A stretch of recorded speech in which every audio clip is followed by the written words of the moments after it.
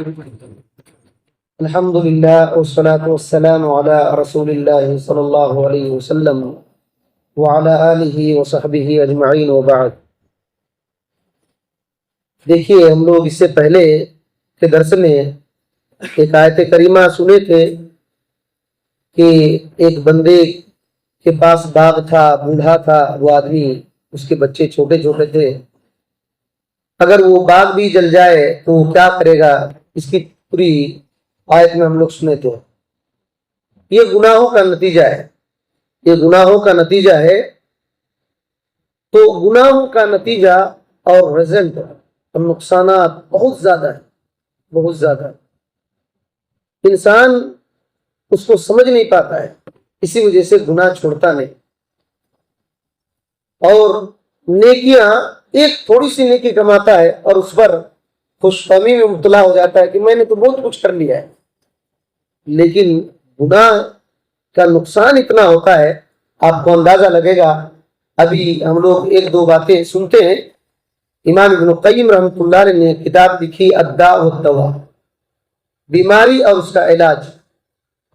ایک آدمی نے ایک سوال کیا تھا، اس کی جواب میں پوری کتاب لکھی۔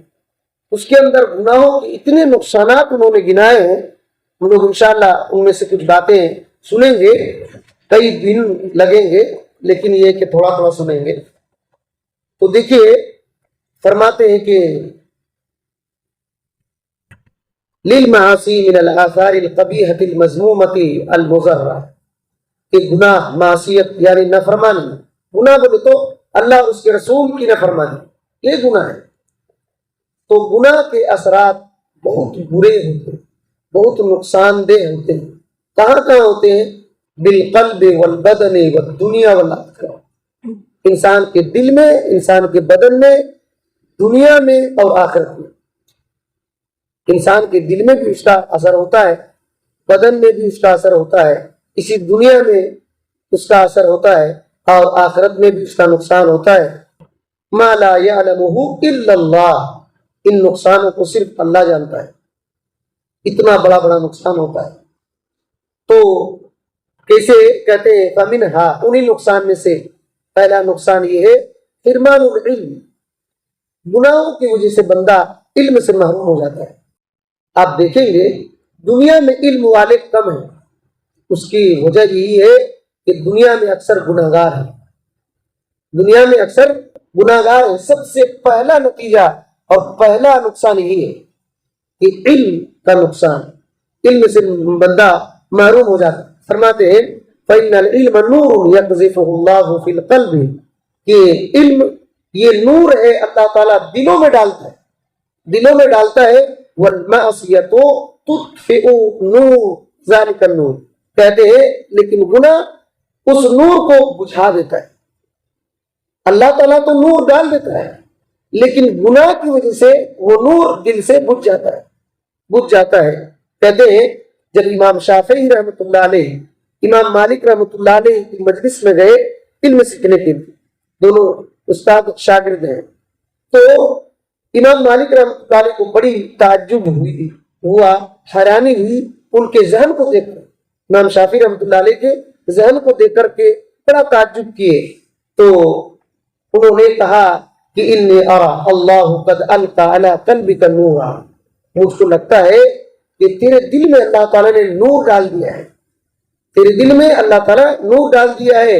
فلا تطفئہ بظلمۃ المعصیہ، دیکھو اس نور کو گناہ کر کے بجھا نہیں دینا، اس نور کو گناہ کر کے بجھا نہیں دینا۔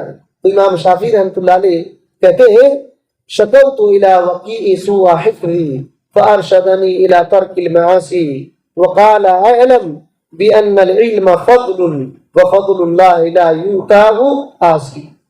امام شافعی رحمۃ اللہ علیہ نے کہا کہ میں نے اپنے استاد وکیع رحمۃ اللہ علیہ سے میں شکایت کیا، سوء حفظ، یادداشت خراب ہو گیا تھا، اس وجہ سے۔ یاد رکھیے، یادداشت جس کا بگڑ جا رہا ہے، مطلب یہ ہے کہ گناہ کر رہا ہے، مطلب یہ ہے کہ گناہ کر رہا ہے۔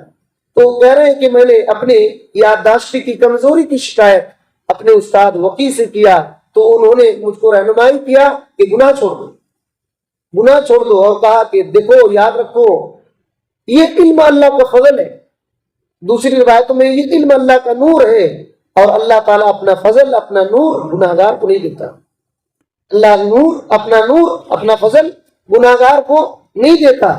یہ بہت بڑا نقصان ہے علم کا. اسی وجہ سے آدمی بچپن سے بوڑھا ہو جاتا ہے، جمعہ کا خطبہ سنتا ہے، درس سنتا ہے، لیکن بہت ساری باتیں اس کو سمجھ میں نہیں آتی، عمل نہیں کر پاتا، علم نہیں آتا. کیوں؟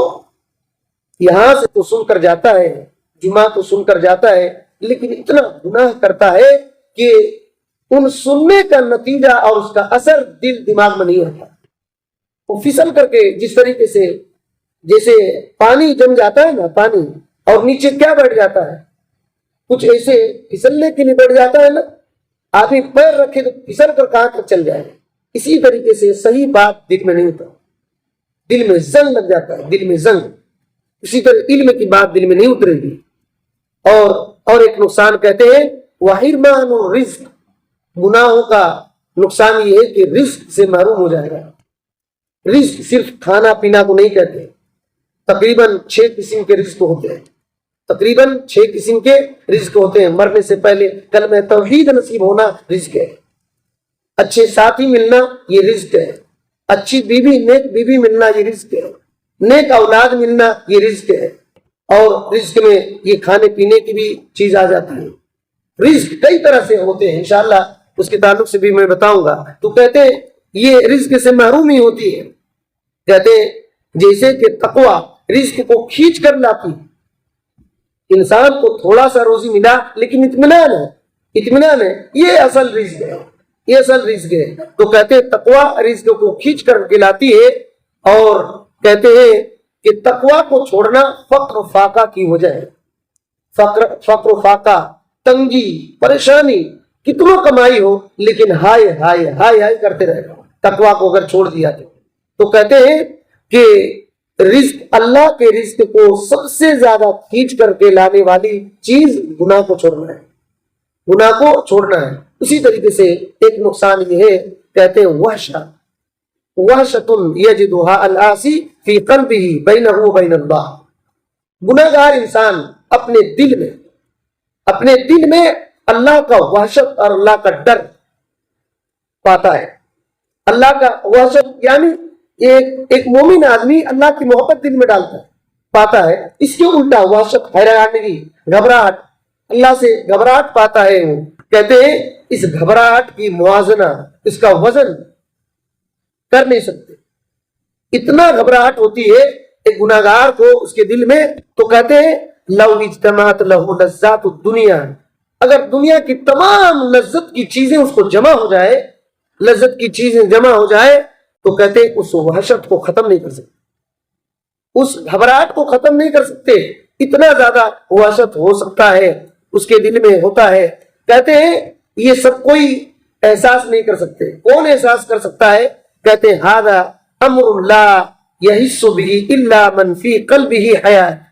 یہ وہی سمجھ سکتا ہے جس کا دل زندہ ہے، جس کا دل زندہ ہے. کہتے ہیں کہ وما لجرح بمیت ایلام، مردہ آدمی کو اگر اس کو زخم لگائیں گے تو کچھ احساس ہوگا؟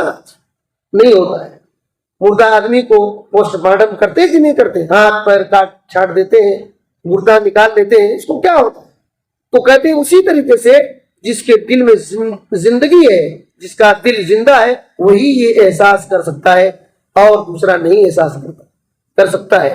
اور کہتے ہیں کہ ایک عقل مند کو بس یہ گناہ کا اتنا اثر کافی ہے گناہ کو چھوڑنے کے لیے کہ اتنا بڑا نقصان ہوتا ہے کہ اللہ ہی سے گھبراہٹ شروع ہو جاتی ہے، اللہ ہی سے گھبراہٹ شروع ہو جاتی ہے. اسی وجہ سے کہتے ہیں کہ بعض اللہ تعالیٰ کی معرفت رکھنے والے لوگوں سے پوچھا گیا کہ ہمارے دل میں اللہ کی گھبراہٹ کیوں ہے؟ تو کہا کہ تم گناہ کو چھوڑ دو، گناہ کی وجہ سے ایسا ہوتا ہے، گناہ کو چھوڑ دو، گناہ کی وجہ سے ایسا ہوتا ہے. اور ایک نقصان یہ ہے، کہتے ہیں کہ الوحشۃ التی تحصل لہ بینہ وبین الناس. گناہ کا ایک نقصان یہ ہے کہ آدمی جو گناہگار ہوتا ہے لوگوں سے گھبراہٹ ہو جاتی ہے، لوگوں سے ملنا جلنا سے وہ گھبرانا شروع کرتا ہے.